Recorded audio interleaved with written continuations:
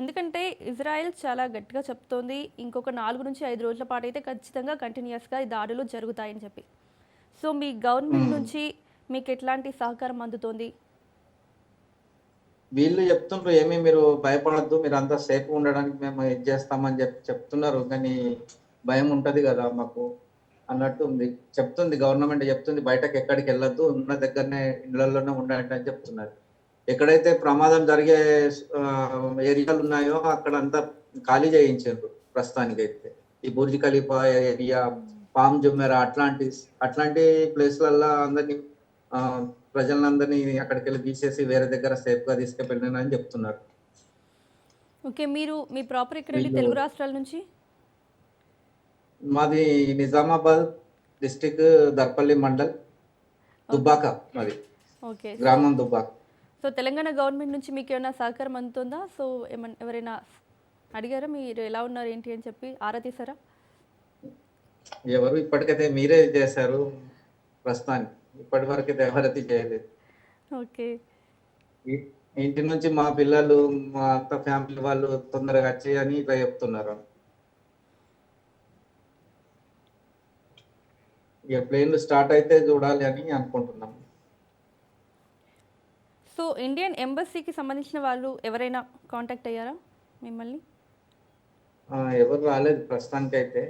వాళ్ళు ఇట్లా యూట్యూబ్, ఫేస్‌బుక్‌లలో పెడుతుండ్రు. మీరు ఏదన్నా ఉంటే మేము చెప్తాము. ఎప్పుడైతే ఈ ఎయిర్‌పోర్ట్ స్టార్ట్ కాంగానే మేము చెప్తాం పోవాలనుకునే వాళ్ళకి భయపడొద్దని చెప్తున్నారు. ఓకే. ఇండియన్ ఎంబసీ వాళ్ళు ఒకటి మాకు అట్లా ఫేస్‌బుక్‌లో పెట్టింది లెటర్ వచ్చింది. హ్మ్. ఆ లెటర్ నా దగ్గర ఉంది దీంట్లో. దాంట్లో ఇట్లా రాశారు భయపడొద్దు. ఏదన్నా అవసరం ఉంటే మీరు ఇండియన్ ఎంబసీని సంప్రదించండి. బాగా ఏమైనా ఇబ్బంది ఉంటే అని పెట్టారు. సో, ఈ దాడులు చూసిన తర్వాత మీరేమనుకుంటున్నారు? అక్కడే ఉందాం అనుకుంటున్నారా? తిరిగి వచ్చేద్దాం అనుకుంటున్నారా మీ ప్లేస్‌కి? రావాలని అనుకుంటున్నాను. నేను ఇక్కడ ఉండబట్టి 32 ఇయర్స్ అయితది. ఇప్పుడు చాలా భయమేస్తుంది ఉండాలంటే. ఇట్లాంటి సంఘటన ఇది ఫస్ట్ టైమ్ మా లైఫ్‌లో చూడడం. ఈ దుబాయ్ చాలా సేఫ్‌గా ఉంటదన్నట్టు అనుకుంటుంటిమి ఎప్పుడు. కానీ ఇప్పుడు చాలా భయమేస్తుంది ఉండాలంటే.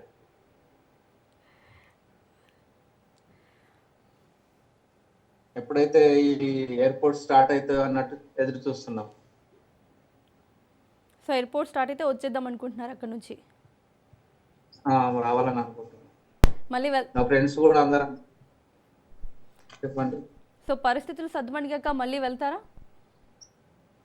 లేదమ్మా ఇగ.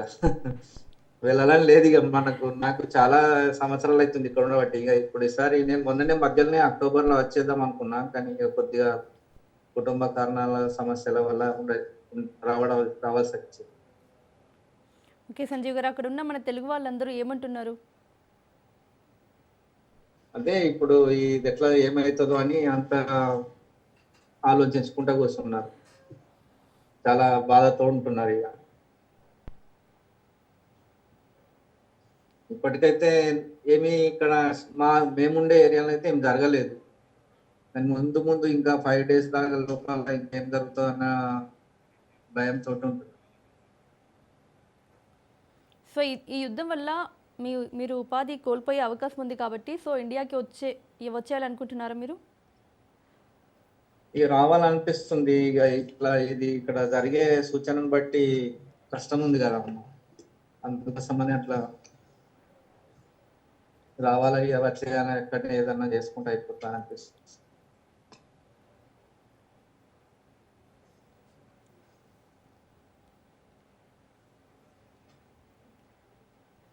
సో, ఇంకా మీరక్కడ చాలా ఇబ్బందికర పరిస్థితులు ఎదుర్కొంటున్నారు కాబట్టి సో, తెలుగు రాష్ట్రాల గవర్నమెంట్స్ నుంచి మీరేమైనా సహాయం పొందాలనుకుంటున్నారా? ఏమైనా అడగాలనుకుంటున్నారా?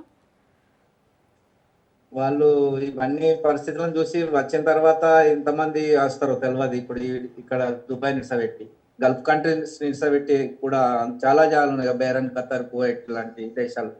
ఎంతమంది వస్తారో మరి తెలవది. వాళ్ళందరికీ గవర్నమెంట్ ఏదైనా లబ్ధి ఉపకారంగా ఏదైనా చేస్తేనే బాగుంటది కదా!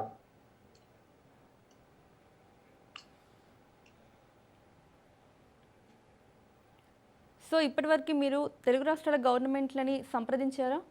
ఏ గవర్నమెంట్‌నైనా ఇటు ఏపీ అయినా, తెలంగాణ అయినా? పోనీ కేంద్ర లేదు, ప్రభుత్వాన్నైనా సంప్రదించలేదు. లేదా ఏది ఎక్కడి సంప్రదించలేదు ఇప్పటికే. ఇది ఇప్పుడే కదా స్టార్ట్ అయింది. ఇప్పుడు ఎవరిమి దేని గురించి ఇంకా ఎవరికి చెప్పలేము ఇట్లా జరుగుతుంది అని. ఇదే ఫస్ట్ టైం మీరు ఈ కాల్ చేయడం. ఓకే.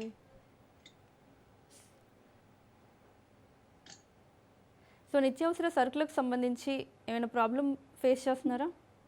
ఇప్పుడే మా దగ్గరనైతే ఏం ప్రాబ్లం లేదు. షార్జాలు ఆ, అన్ని యథావిధిగా షాపింగ్ మాల్లు అన్ని స్టార్టే ఉన్నాయి. ఏమీ ఇతర వస్తువుల గురించి అయితే ఏమి ఇబ్బంది లేదు. ఒకవేళ అన్ని మీరు గవర్నమెంట్కి ఏమైనా రిక్వెస్ట్ చేయాలనుకుంటే చేయండి సంజయ్ గారు. అక్కడ నుంచి మీరు వద్దాం అనుకుంటే కనుక. సరే, తప్పకుండా మీరు ఏదైనా హెల్ప్ చేయండి.